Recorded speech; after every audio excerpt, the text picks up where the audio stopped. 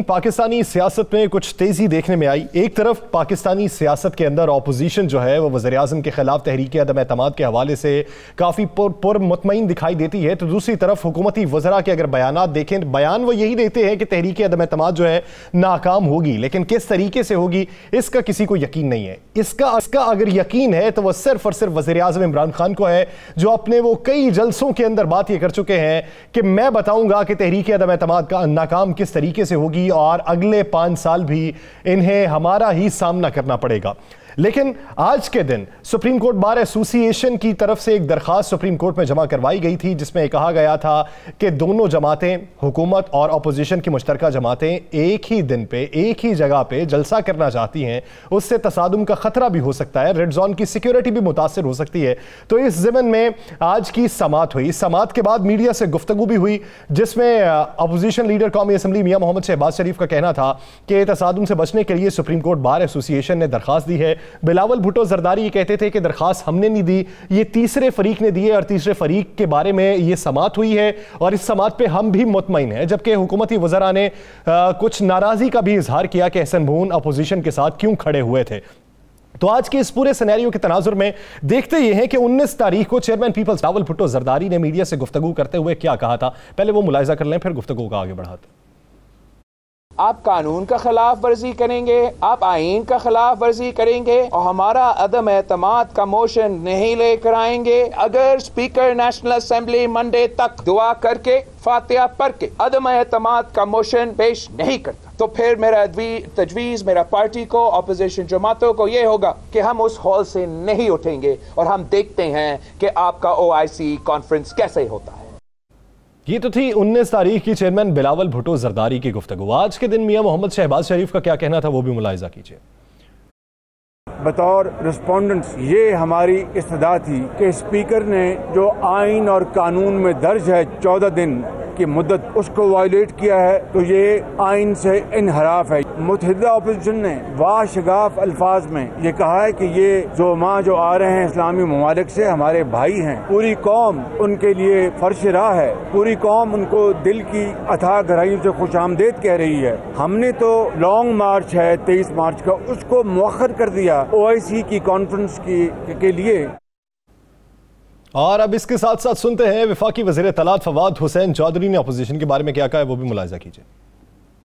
Opposition को तकलीफ है, अगर 22 तारीख को इजलास नहीं हुआ तो 25 को हो रहा है। 3 दिनों में कौन सी आपकी क़यामत आ गई है। OIC के खिलाफ इस अपोजिशन ने कैंपेन की है, इतनी तो इंडिया और इसराइल ने मिलकर कैंपेन नहीं की है। इस वक्त एक जो मुहिम चलाई जा रही है फौज के ऊपर, जिसमें सारा PMLN का मीडिया सेल मुलव्वस है। पाकिस्तान की अफवाज पाकिस्तान की हुकूमत के पीछे खड़ी है। ये पाकिस्तान के आइन का भी तकाजा है, पाकिस्तान के जो अफवाज की जो जिम्मेदारियां हैं उनका भी तकाजा है। नाज़रीन, गुफ्तगू आपने मुलाहिजा की। अब सियासत जो है वो अदालत के कटहरे में भी खड़ी है। एक तरफ मामला है तसादुम से बचने का, दूसरी तरफ मामला है मुनहरिफ अराकीन की नाअहली के हवाले से आइन की तशरीह का, और तीसरी तरफ मामला यह है जो अपोजिशन लेके गई हुई है कि स्पीकर ने आइन से इनहराफ करते हुए 14 दिन के अंदर इजलास नहीं बुलाया, इजलास उसके बाद बुलाया गया। अब OIC वज़राए खारजा इजलास को जवाज़ बनाकर स्पीकर की जानिब से तारीख 25 का दिया जाना, जो अपोजिशन के लिए आइन से इनहराफ है और हुकूमत के लिए यह है कि कौन सी कयामत आ गई है अगर 2 दिन इजलास ताखीर का शिकार हो चुका है। राना साहब की तरफ बढ़ते हैं। राना साहब, अपोजिशन का अगर बयान देखें OIC इजलास के हवाले से, शहबाज शरीफ साहब खैर मकदम करते हैं, बिलावल भुट्टो जरदारी भी खैर मकदम करते हैं, लेकिन उसके साथ साथ ये कहते हैं कि इसका एजेंडा अफगानिस्तान से मुल्हिका है। अब ये OIC वज़राए खारजा इजलास और 25 तारीख को बुलाया जाने वाला इजलास, क्या आप देखते हैं कि अपोजिशन इसमें तसादुम करेगी फिर से? बिस्मिल्लाहिर्रहमानिर्रहीम, अस्सलातु वस्सलामु अलैका या सय्यदी या रसूल अल्लाह, अस्सलातु वस्सलामु अलैका या सय्यदी या हबीबल्लाह। सबसे पहले तो यासर, आज का दिन और कल की सुबह पाकिस्तान की है, पाकिस्तान के लिए एक अच्छी नवीद की है कि वो मुल्क जहाँ पे क्रिकेट की टीमें क्रिकेट खेलने नहीं आती थी, वो मुल्क जहाँ पर कोई स्पोर्ट्स का मेला नहीं लगता था, वहाँ पे टीमें भी मौजूद हैं, मेले भी लग रहे हैं, और सबसे बढ़कर कि दुनिया की, मैं ऐसे कहूँगा, सबसे बड़ी कॉन्फ्रेंस OIC वो पाकिस्तान में हो रही है।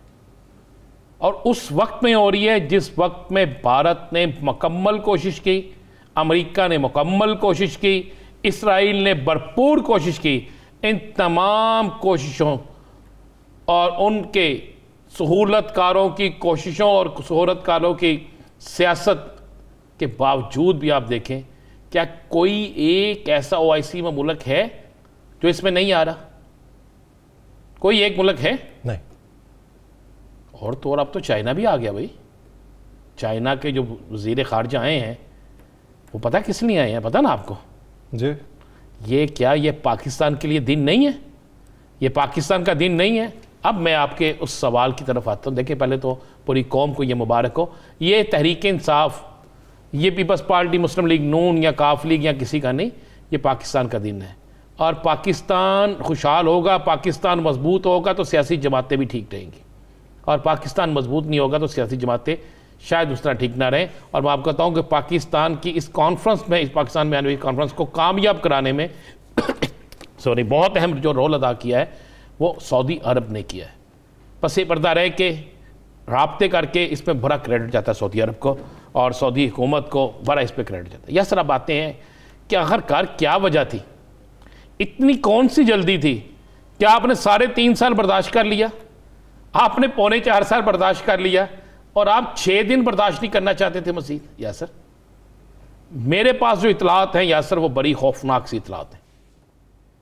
इतलात ये है कि चंद दिन पहले वज़ीर आज़म के साथ कोई अहम जो मीटिंग हुई थी उसमें वज़ीर आज़म की तरफ से ऐसे शवाहद दिखाए गए थे जो पहले ही लोग अदारों के पास मौजूद थे, जिसमें पाकिस्तान के अंदर फंडिंग, पाकिस्तान के अंदर OIC के इजलास को नाकाम करने के लिए किसने कहाँ पे क्या रोल अदा करना है, किसने किसको कहाँ यूज़ करना है, सब कुछ मौजूद था।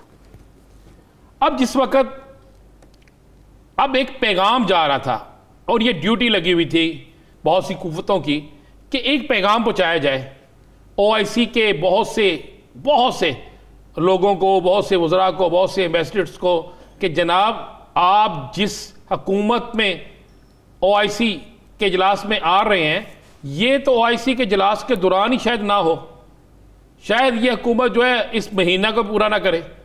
और इसकी बाकायदा 3 ऐसे गैर मुल्की सफ़ीर हैं जिनके पास मुख्तलिफ वफूद ने जाकर, अपोजिशन के कुछ लोगों ने जाकर ये बात पहुंचाई, जिस पर जो आपने देखा कि वज़ीर ख़ारजा और शेख रशीद ने कहा कि मुझे कई एम्बेसडर्स के फ़ोन आए, प्रेस कॉन्फ्रेंस में कहा ना उन्होंने कि जिन्होंने हमसे यही पूछा कि यह हो रही है, इसमें कोई खदशा है, कोई फलाह है, हम किस तरह हमारे वज़ीर ख़ारजा आ रहे हैं, ये मुख्तलिफ चीज़ें हुई। तो यासर ये प्लानिंग का एक हिस्सा था।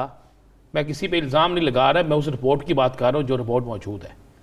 प्लानिंग का हिस्सा ये था कि वज़ीर आज़म के ख़िलाफ़, ये वज़ीर आज़म, मैं फिर कह रहा हूँ वज़ीर आज़म नहीं, इस रियासत पाकिस्तान के उस ओहदेदार के ख़िलाफ़ थी जो इस वक्त मेज़बानी कर रहा था, इसके बाद भी के ख़िलाफ़ 21 तारीख को ये इजलास होता।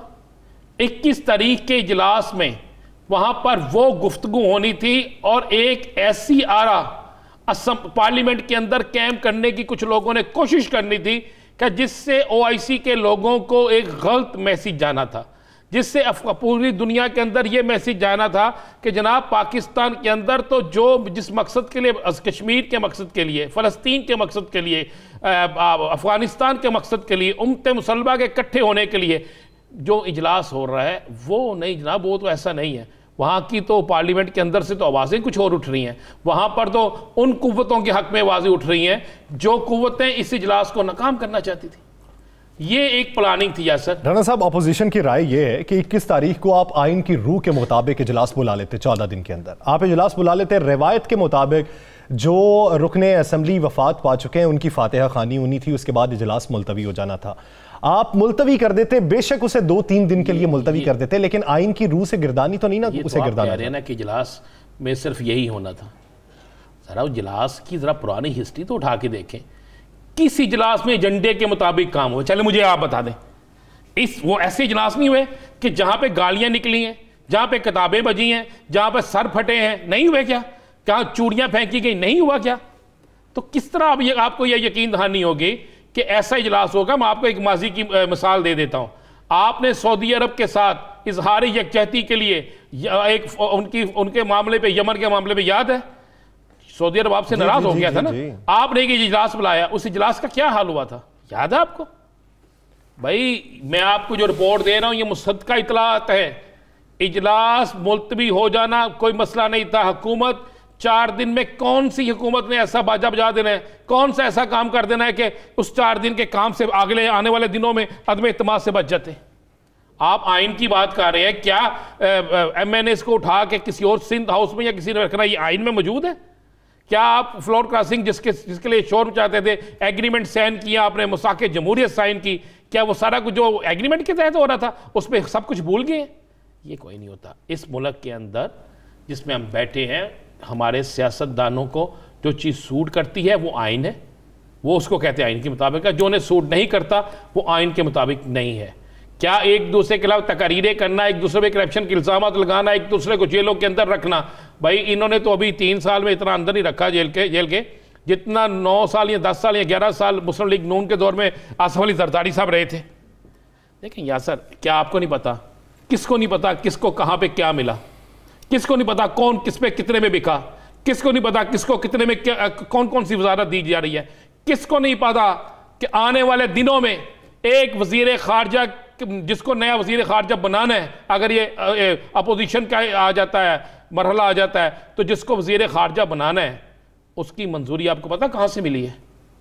वहाँ से मिली है जो चाइना और रशिया के ख़िलाफ़ है, जो आपके इस इस्लामी ब्लॉक के ख़िलाफ़ है, और एक पार्टी का बड़ा ज़िम्मेदार शख्स है। आप मुझे एक बात बताएं, आप कह रहे हैं कि OIC का इजलास तो अफ़गानिस्तान के लिए हो रहा है। अफ़गानिस्तान इसराइल है। अगर अफ़गानिस्तान में अमन कायम होता है, अगर अफ़गानिस्तान के हमारे मुस्लिम भाइयों की मदद होती है, तो क्या ये जुर्म है यासर? नहीं, अखलाकी तौर पे आपको उनके साथ खड़ा होना चाहिए। तो क्या एक अपोजिशन जमात का अहम रहनुमा जब टीवी पे खड़े होकर ये बयान देता है तो इससे पाकिस्तान को नुकसान पहुंचता है, इससे ये पूरी दुनिया में ये मैसेज जाता है कि बहुत बड़ी एक सियासी जमात का रहनुमा ये कह रहा है, उसको किस तरह उठाया जाता है? साहब, आप ये समझते हैं कि हुकूमत ने इजलास जो ताखीर का शिकार बनाया वो इसलिए बनाया है कि 21 तारीख को ये कोई हंगामा कर सकते हैं? हंगामा करना था। 21 तारीख को ऐसी तकारीर होनी थी कि जिसका इंटरनेशनल सतह पे बड़ा गलत पैगाम जाना था। उसके बाद ये पैगाम दिया जाना था कि जनाब, आप जिस वज़ीर आज़म की दावत पे आए हैं, जिस वज़ीर आज़म ने आपको चेयर करना है, जिस वज़ीर आज़म ने आपको यहाँ बुलाया है, वो वज़ीर आज़म 4 दिन का भी नहीं रह गया, हमने इजलास के बाद उसे फारिग कर देना है। यानी फिर ये असल वजह थी, इसी वजह से जवाब ये बनाया गया कि असेंबली का जो फ्लोर है वो 23 तारीख तक ऑक्युपाइड है, इस वजह से इजलास नहीं हो सकता। जी बिल्कुल इसी तरह था। दूसरी बात है कि क्या इनको नहीं पता था, चले इस तहरीक के अदम एतमाद के पेश होने से पहले क्या इनको नहीं पता था OIC का इजलास हो रहा है? अगर ये अभी शबाशी साहब ने कहा कि हमने तो 24 तारीख के बाद कहा कि लोगों को इस्लामाबाद आए, तो क्या ये मोशन जो थी जितने दिन से रोकी हुई थी, क्या ये मोशन जो है ये उसके बाद नहीं हो सकती थी? या सर, अगर आप देखें कि ताने बाने मिलते हैं, ये पाकिस्तान और रियासत के खिलाफ एक साजिश थी कि किस्त को हो ये इजलास। मैं आपको ग्रंटेड कह रहा हूँ, मेरे पास वो बहुत सी चीज़ें मौजूद हैं जो अदारों के पास भी हैं। अगर 3 महीने से नहीं हो रही थी करारदाद ये मोशन पेश, तो क्या फर्क पड़ जाता था? 24 को पेश कर देते थे, 25 को पेश कर देते।